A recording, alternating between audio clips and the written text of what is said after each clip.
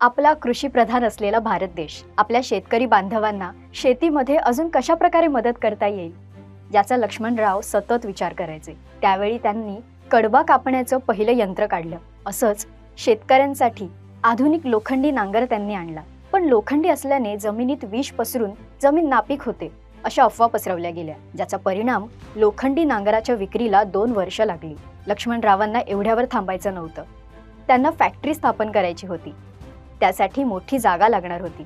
औंधच्या राजांनी मोठ्या मनाने कुंडल रोड जवळची 32 एकरची ओसाड निवडुंगाने भरलेली जागा देऊ केली आणि लक्ष्मणरावांनी त्या जागेचं पुढे नंदनवन केलं। उद्योग म्हटलं की कामगार लागतातच आणि तेही अनुभवी। पण लक्ष्मणरावांनी तसं न करता उलट ज्यांना सगळीकडून नकार मिळालाय आणि मनात खूप काही करून दाखवण्याची जिद्द आहे अशांना संधी दिली।